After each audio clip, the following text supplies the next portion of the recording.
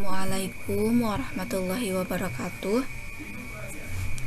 Bertemu kembali dengan saya Febri Nopimasari pada pembelajaran kimia SMA kelas 10. Di sini kita akan belajar mengenai rumus kimia, tata nama senyawa, dan persamaan reaksi.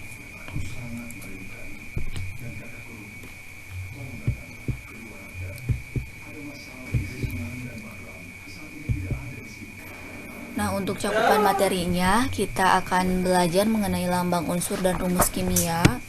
Kemudian kita juga akan belajar mengenai tata nama senyawa. Dan yang terakhir, kita akan belajar mengenai persamaan reaksi.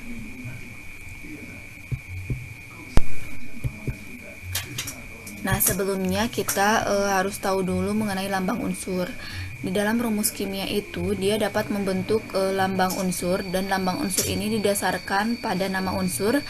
Nama unsur itu sebagai dasar dari nama senyawa, kemudian diatur oleh tata nama senyawa. Nah, lambang unsur ini juga ditetapkan oleh IUPAC, International Union of Pure and Applied Chemistry, di mana di sini ada contoh-contoh dari nama unsur, kemudian nama latinnya apa, kemudian lambang unsurnya bagaimana. Nah, di sini misalnya karbon. Karbon ini nama latinnya karbon, lambangnya C besar. Kemudian kalsium, ini nama latinnya kalsium, lambangnya Ca. Sampai perak ya, ini nama latinnya argentum dan lambangnya Ag ya.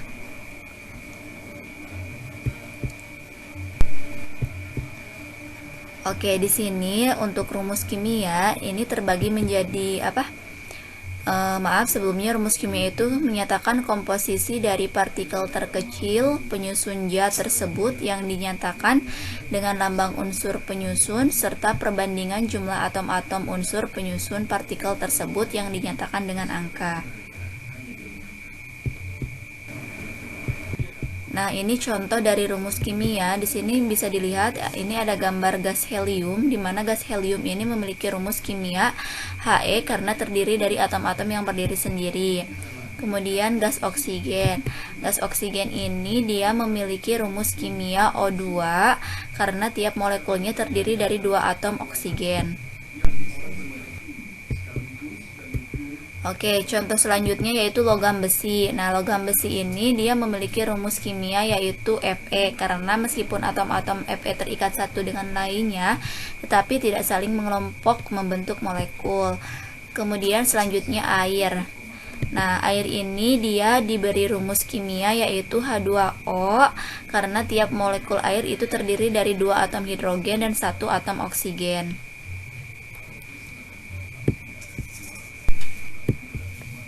Oke, untuk rumus kimia ini dibagi menjadi 2, ada rumus molekul, ada juga rumus empiris. Untuk rumus molekul, dia menyatakan jenis dan jumlah sesungguhnya dari atom-atom yang menyusun suatu molekul. Nah, di sini contohnya partikel penyusun air adalah molekul air, dan setiap molekulnya tersusun oleh 2 atom hidrogen dan 1 atom oksigen. Nah, ini kalau ditulis lambang kimia dari air itu H2O. Kemudian untuk rumus kimia yang kedua itu rumus empiris. Nah, ternyata rumus empiris ini menyatakan jenis dan perbandingan paling sederhana dari atom-atom penyusun zat. Nah, contohnya di sini ada rumus molekul dari C2H4 karena kita carinya rumus empiris, berarti karena rumus empiris itu perbandingan paling sederhana, jadi dimana ini bisa dibagi 2, yang tadinya dari C2H4 menjadi CH2 gitu. Jadi sama-sama setiap unsurnya dibagi 2. Kemudian untuk rumus molekul C3H8 ini tetap ya untuk rumus empirisnya. Kenapa? Karena memang dia tidak bisa disederhanakan lagi gitu. Kemudian untuk rumus molekul H2O2 ini rumus empirisnya dia HO ya, dia bisa disederhanakan sama-sama dibagi 2.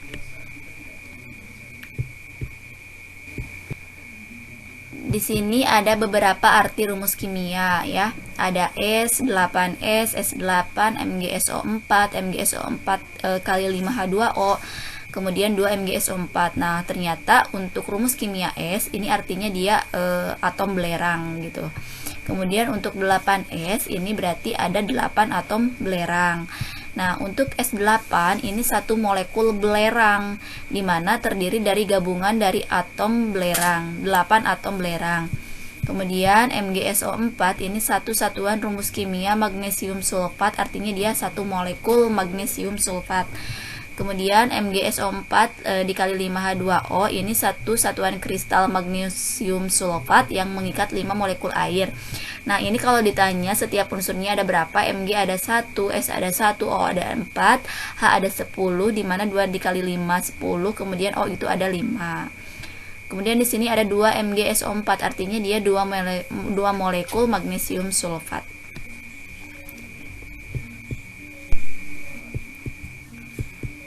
Nah, untuk tata nama senyawa ini dia ada senyawa anorganik, ada juga senyawa organik ya. Dimana senyawa anorganik ini terdiri dari senyawa kovalen biner, terdiri dari senyawa ion, ada juga terdiri dari asam ataupun basa gitu.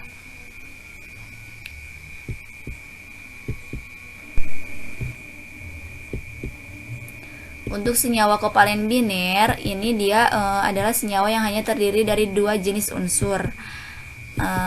Artinya di sini untuk rumus senyawanya yaitu unsur yang terdapat lebih dahulu dalam urutan berikut ditulis di depan. Nah, diantaranya unsurnya apa aja? Ada boron, silikon, karbon, strontium, arsenik, fosfor, nitrogen, hidrogen, sulfur, iodin, brom, klor, oksigen, dan fluor ya.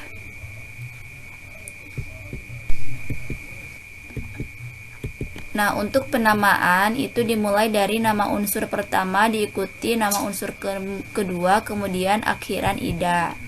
Nah, dimana untuk 1, apabila 1 dia mono, apabila 2 dia di, apabila 3 tri, 4 tetra, 5 penta, 6 heksa, 7 hepta, 8 okta, 9 nona, dan 10 deka. Nah, untuk contohnya ini bisa dilihat ya. HCl berarti hidrogen klorida ya, nama unsur pertamanya hidrogen, unsur keduanya klor, dan dipakai akhiran ida, jadi ini namanya hidrogen klorida. Nah, kalau ini N2O5 ini itu unsurnya nitrogen, O-nya oksigen, tetapi karena dia memiliki 2, N-nya berarti pakai di nitrogen. Oksigennya ada 5, berarti pentaoksida gitu ya. Bukan pentaoksigen ya, tapi pentaoksida karena akhirannya ida. Selanjutnya yaitu CO. Nah, ini kan 1 ya. Ini karbon, ini oksigen. Nah, kalau di tulis penamaannya dia jadi karbon monoksida gitu ya. Ada contoh lain, ini H2O air, kemudian NH3 itu amonia. Nah, untuk senyawa ion itu terbagi 2 ya. Senyawa ion itu terbagi 2, ada kation yang muatannya positif, ada juga anion yang muatannya negatif. Untuk kation ini yang muatannya positif, rumus ionnya ya ada H+, nama ionnya hidrogen, ada NH+, nama ionnya amonium, Li+, litium, Na+, natrium gitu, Ag+, perak, Cu+, tembaga 1, Cu2+, tembaga 2, sampai ini ya stanum ya, timah. Kalau stanum 4+ berarti timahnya 4, stanum 2+ berarti timahnya 2.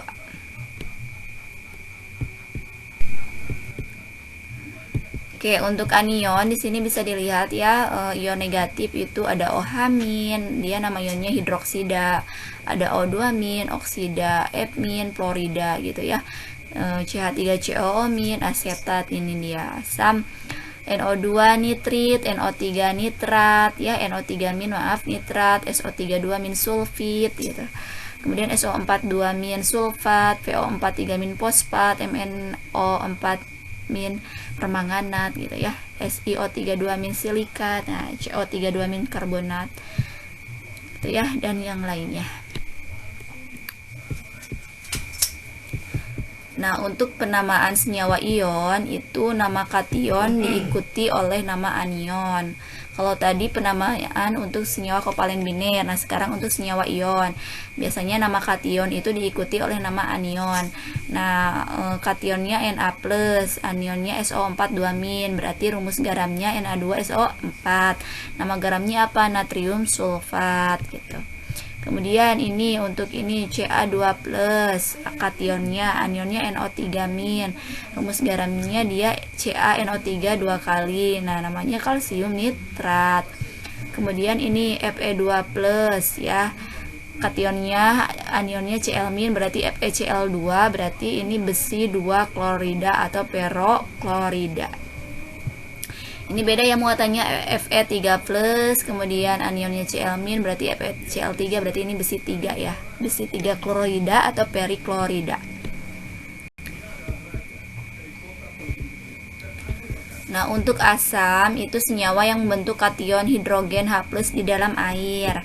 Nah, contohnya apa? Nah, ini H3PO4. H3PO4 kalau diuraikan ya reaksinya berarti H itu berapa? 3. PO4 ya itu 1, berarti 3 dikedepankan, 3H+ di sini 3H+ PO4 3- ya. Jadi muatannya ini jadi jadi sama ya. Ini namanya asam fosfat. Kemudian ini H2SO4, hanya ada 2, SO4-nya ada 1. Ya, berarti 2H+ tambah SO4 2-, berarti namanya asam sulfat. Nah, untuk basa ini yaitu senyawa ion dari suatu logam dengan ion hidroksida atau OH-. Contohnya apa? Nah, NaOH. Kalau diuraikan menjadi Na+ plus OH-. Nah, artinya dia dia natrium hidroksida. Kemudian AlOH 3 kali, Al-nya 1, OH-nya 3. Berarti muatannya Al3+ tambah 3 OH-. Ini namanya apa? Aluminium hidroksida. Nah, untuk penamaan senyawa organik ini diantaranya ada CH4, ini namanya metana atau gas alam. Kemudian CONH2 2 kali, ini namanya urea. CH3COOH ini asam asetat atau asam cuka. Kemudian C6H12O6 ini glukosa atau gula. Kemudian HCHO ini formaldehida atau bahan formalin.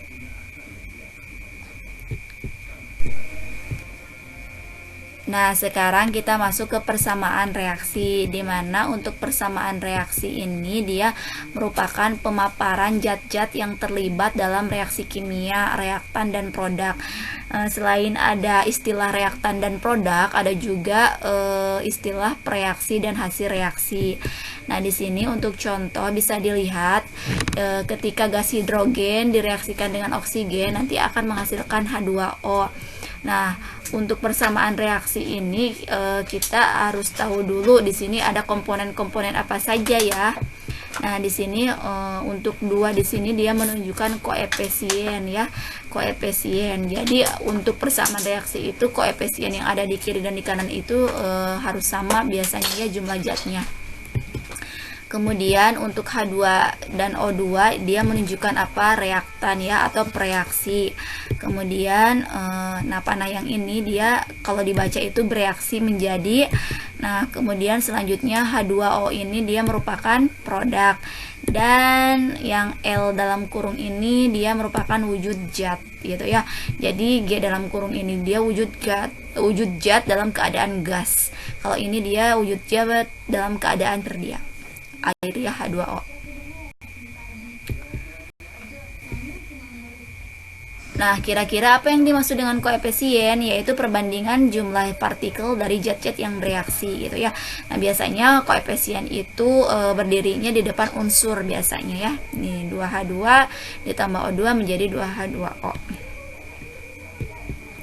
Nah, wujud zat ada apa aja kira-kira dalam persamaan reaksi gitu ya. Nah, Nah, di sini ada 4. Yang pertama ada S ya, S kecil ini dia menunjukkan bahwa zat tersebut dia wujudnya padat ya atau solid. Kemudian kalau G itu gas, kalau Aki itu larutan berair atau campuran ya, larutan aqueous. Kemudian L kecil itu dia cairan ya atau liquid.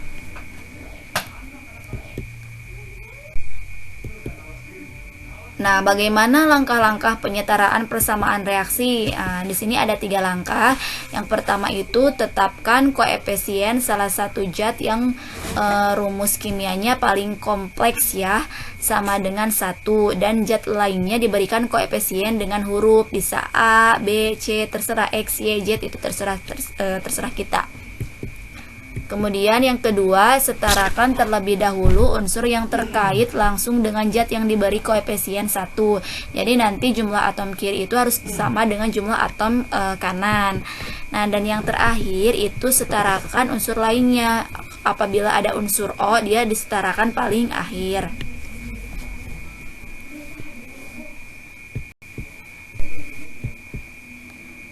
Nah, di sini ada contoh cara penyetaraan persamaan reaksi.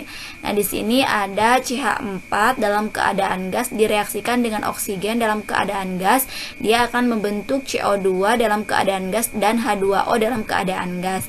Nah, kira-kira ini udah setara belum? Nah, kalau ini belum setara ya. Nah, kalau misalkan kita mau tahu setara atau belumnya, lihat komponen unsur di sebelah kiri dan di sebelah kanan itu harus sama. Ini C di kiri itu 1, di kanan 1. H itu 4 ya di kiri. Nah, di kanan berapa? 2. Jadi ini belum setara. Bagaimana agar kita bisa menyetarakan?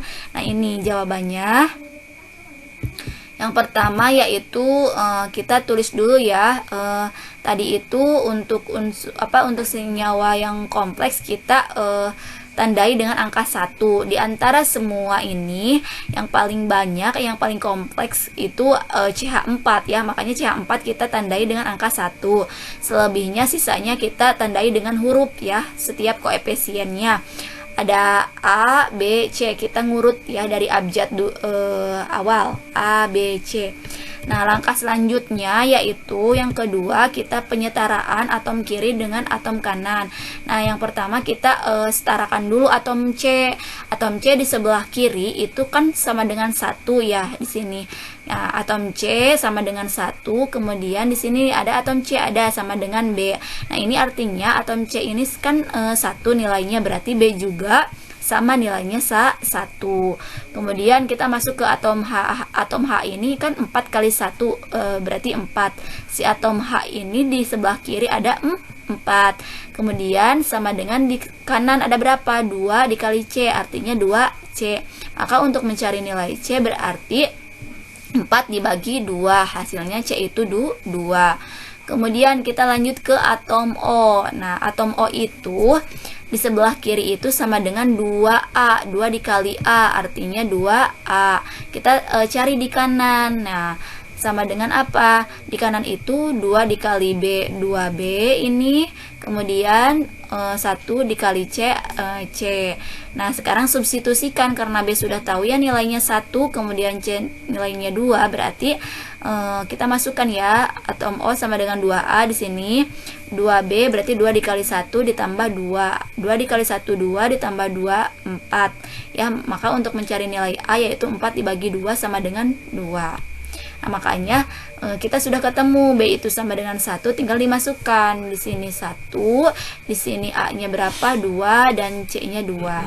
Nah, ketiga yaitu kita masukkan ya.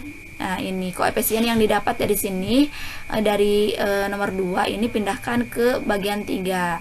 Nah, untuk lebih jelasnya seperti ini. Nah, biasanya koefisien 1 itu jarang ditulis ya.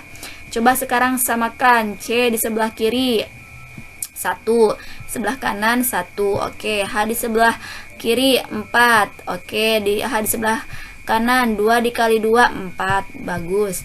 O di sebelah kiri berapa? 2 dikali 2 4. Sebelah kanan 2 ditambah 1 dikali 2 2, berarti 4 ya.